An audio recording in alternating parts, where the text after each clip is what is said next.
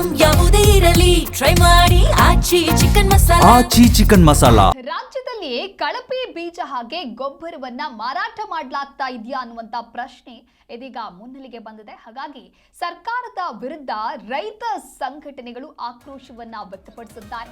ಸರ್ಕಾರದ ವಿರುದ್ಧವಾಗಿ ರೊಚ್ಚಿಗೆದ್ದಿದ್ದಾರೆ ರೈತ ಸಂಘಟನೆ. ವಿಜಯನಗರದ ಹೊಸಪೇಟೆಯಲ್ಲಿ ರೈತರ ಆಕ್ರೋಶ ಹೊರಬಿದ್ದಿದೆ. ಅಧಿಕಾರಿಗಳು ಎಚ್ಚೆತ್ತುಕೊಳ್ಳದಿದ್ರೆ ಹೋರಾಟವನ್ನ ಮಾಡುವುದು ಖಚಿತ ಅನ್ನೋದಾಗಿ ತಿಳಿಸ್ತಾ ಇದ್ದಾರೆ. ಕೃಷಿ ಅಧಿಕಾರಿಗಳು ಸೂಕ್ತ ಕ್ರಮಕ್ಕೆ ಕೈಗೊಳ್ಳಬೇಕು ಅನ್ನುವಂತ ಆಗ್ರಹಗಳು ಕೂಡ ಕೇಳಿಬರ್ತಾ ಇದೆ. ವಿಜಯನಗರ ರೈತ ಸಂಘಟನೆಯಿಂದ ಒಟ್ಟಾರೆಯಾಗಿ ತೀವ್ರ ಆತಂಕ ಹೊರಬಿದ್ದಿದೆ. ಜಿಲ್ಲೆಯಾದ್ಯಂತ ಕಳಪೆ ಬೀಜವನ್ನ ಮಾರಾಟ ಮಾಡ್ತಾ ಇದ್ದಾರೆ, ಕಳಪೆ ಗೊಬ್ಬರವನ್ನ ಸೇಲ್ ಮಾಡ್ತಾ ಇದ್ದಾರೆ. ಕಳಪೆ ಬೀಜದಿಂದಾಗಿ ಇಳುವರಿ ಸಹ ಬರ್ತಾ ಇಲ್ಲ. ಇತ್ತ ಜಿಲ್ಲೆಯಾದ್ಯಂತ ಬೀಜ ಗೊಬ್ಬರದ ಅಭಾವ ಸೃಷ್ಟಿಯಾಗಿದೆ. ಸರ್ಕಾರದ ವಿರುದ್ಧ ರೈತ ಸಂಘಟನೆ ರೊಚ್ಚಿಗೆದ್ದಿದೆ. ಸರ್ಕಾರ ರೈತರನ್ನ ಒಕ್ಕೆಲೆಬ್ಬಿಸುವಂತ ಹುನ್ನಾರ ಮಾಡ್ತಾ ಇದೆ. 1 ಎಕರೆಗೆ 1 ಚೀಲ ರಸಗೊಬ್ಬರವನ್ನ ಮಾತ್ರ ಕೊಡ್ತಾ ಇದ್ದಾರೆ. 1 ಎಕರೆಗೆ 3 ಚೀಲ ರಸಗೊಬ್ಬರವನ್ನ ಕೊಡಬೇಕು. ಪಹಣಿ ಇರೋರಿಗೆ ಮಾತ್ರ ಗೊಬ್ಬರ ಕೊಡ್ತಾ ಇದ್ದಾರೆ. ಪಹಣಿ ಇಲ್ಲದೆ ಇರೋರು ಹಾಗಾದ್ರೆ ಎಲ್ಲಿಗೆ ಹೋಗಬೇಕು ಅಂತ ಹೇಳಿ ರೈತರು ಇದೀಗ ಪ್ರಶ್ನೆ ಮಾಡ್ತಾ ಇದ್ದಾರೆ.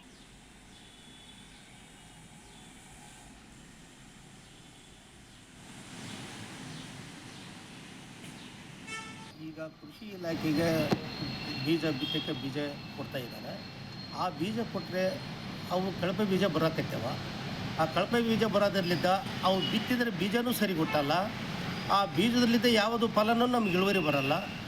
ಅದರಲ್ಲಿದ್ದರೆ ನಮಗೆ ಕೃಷಿ ಇಲಾಖೆಯವರು ಇದ್ರ ಬಗ್ಗೆ ಸೂಕ್ತವಾದ ಕ್ರಮ ತಗೊಂಡು ನಮ್ಮ ರೈತರಿಗೆ ಅವರು ಬೆಳಿಲಿಕ್ಕಾಗಲಿ ಯಾವುದೇ ಒಂದು ಬಿತ್ತನೆ ಮಾಡಲಿಕ್ಕಾಗಲಿ ಒಳ್ಳೆ ಕರ್ನಾಟಕ ಸರ್ಕಾರ ಏನಿದೆಯಲ್ಲ ಅವರ ರೈತರನ್ನು ಒಕ್ಕಲತನದಿಂದ ಹೊರದಬ್ಬ ಹುನ್ನಾರ ಇಟ್ಕೊಂಡು ಮೂಲ ಉದ್ದೇಶ ಇಟ್ಕೊಂಡು ಎಫ್ ಐ ಡಿ ಏನೋ ಫಾರ್ಮರ್ಸ್ ಐ ಡಿ ಅಂತ ಏನು ಮಾಡಿದಾರಲ್ಲ,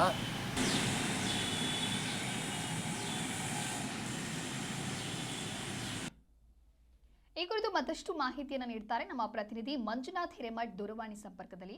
ಮಂಜುನಾಥ್, ಸರ್ಕಾರದ ವಿರುದ್ಧ ರೈತ ಸಂಘಟನೆಗಳು ರೊಚ್ಚಿಗೆದ್ದಿದ್ದಾರೆ, ಕಿಡಿಕಾರ್ತಾ ಇದ್ದಾರೆ ಅಂತ ಹೇಳಿದ್ರೆ ಯಾವ ಕಾರಣಕ್ಕಾಗಿ?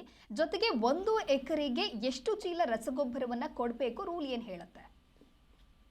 ಈಗ ರಾಜ್ಯದಲ್ಲಿ ಈ ಕಳಪೆ ಬೀಜ ಮಾರಾಟದ ಒಂದು ದೊಡ್ಡ ಜಾಲ ಕೂಡ ವಿಸ್ತೃತವಾಗಿ ಬಹಳ ಕಬಂಧ ಬಾಹು ತರ ವಿಸ್ತರಣೆ ಆಗಿದೆ.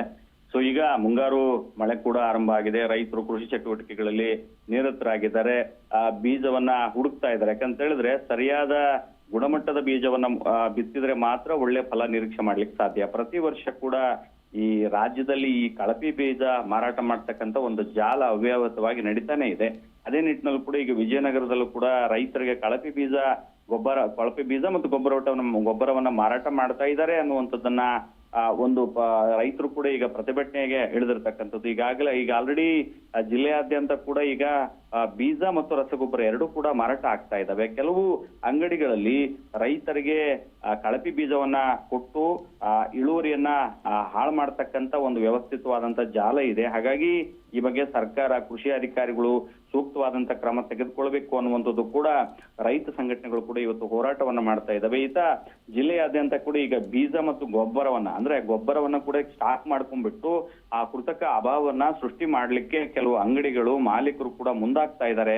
ಸೊ ಈ ಬಗ್ಗೆ ಸರ್ಕಾರ ಆಗ್ಲಿ, ಕೃಷಿ ಅಧಿಕಾರಿಗಳಾಗ್ಲಿ ಈ ಬಗ್ಗೆ ಸೂಕ್ತವಾದಂತ ಕ್ರಮ ಜರುಗಿಸ್ಬೇಕು. ಮತ್ತು ಇನ್ನೊಂದ್ ಕಡೆ 1 ಎಕರೆಗೆ 1 ಚೀಲ ರಸಗೊಬ್ಬರ ಮಾತ್ರ ಕೊಡ್ತಾ ಇದ್ದಾರೆ. ಯಾಕಂದ್ರೆ ರೈತರಿಗೆ 1 ಎಕರೆಗೆ ಮಿನಿಮಮ್ 2 ರಿಂದ 3 ರಸಗೊಬ್ಬರದ ಅವಶ್ಯಕತೆ ಇರುತ್ತೆ. ಆದ್ರೆ ಕೃಷಿ ಅಧಿಕಾರಿಗಳು ಕೇವಲ 1 ಎಕರೆಗೆ 1 ರಸಗೊಬ್ಬರ ಚೀಲವನ್ನು ಮಾತ್ರ ಕೊಡ್ತಾ ಇದ್ದಾರೆ. ನಮ್ಗೆ ಏನಕ್ಕೂ ಸಾಲ್ತಾ ಇಲ್ಲ ಅಂತಕ್ಕಂಥ ರೈತರು ದೂರು ಕೂಡ ಇದೆ.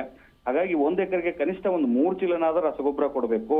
ಪಹಣಿ ಇರೋರಿಗೆ ಮಾತ್ರ ಕೊಡ್ತಾ ಇದ್ದಾರೆ ಅಂತಕ್ಕಂಥದ್ದು ಮಾತ್ರ ಇಲ್ಲಿ ಗೊತ್ತಾಗ್ತಾ ಇದೆ. ಅಂದ್ರೆ ಪಾರದರ್ಶಕತೆಯನ್ನ ಕಾಯ್ಕೊಂಡು ಹೋಗ್ತಾ ಇದ್ದಾರೆ ಕೃಷಿ ಅಧಿಕಾರಿಗಳು ಅನ್ನೋದು ಒಂದು ಕಡೆ ಆದ್ರೆ ರೈತರಿಗೆ ಸಾಕಾಗುವಷ್ಟು ಅಂದ್ರೆ 1 ಎಕರೆಗೆ ಮಿನಿಮಮ್ 3 ಚೀಲ ರಸಗೊಬ್ಬರವನ್ನ ಕೊಡಬೇಕು ಅನ್ನುವಂಥದ್ದು ಕೂಡ ಇದೆ. ಅದು ಕೊಡ್ತಾ ಇಲ್ಲ ಅಂತಕ್ಕಂಥದ್ದು ಕೂಡ ಒಂದು ಆರೋಪ ಇದೆ. ಎಲ್ಲ ರೈತರಿಗೂ ಕೂಡ ಗೊಬ್ಬರದ ವ್ಯವಸ್ಥೆಯನ್ನ ಮಾಡಬೇಕು.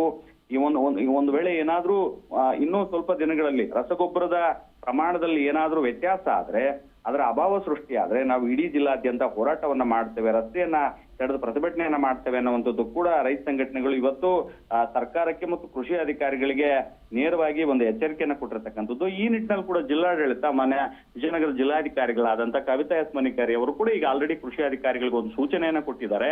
ಯಾವುದೇ ಕಾರಣಕ್ಕೂ ರೈತರಿಗೆ ಗೊಬ್ಬರದ ಅಭಾವ ಆಗ್ಲಿ, ನಕಲಿ ಬೀಜ ಮಾರಾಟ ಮಾಡತಕ್ಕಂಥ ಜಾಲಗಳಾಗ್ಲಿ ಕಂಡು ಬಂದಲ್ಲಿ ಅವ್ರ ಮೇಲೆ ಸೂಕ್ತ ಕ್ರಮ ಜರುಗಿಸಬೇಕು ಅನ್ನುವಂತ ಒಂದು ಕಟ್ಟುನಿಟ್ಟಿನ ಆದೇಶವನ್ನು ಕೂಡ ಮಾಡಿರ್ತಕ್ಕಂಥದ್ದು. Divya, okay, thank you Manjunath ನಿಮ್ಮೆಲ್ಲ ಮಾಹಿತಿಗಾಗಿ.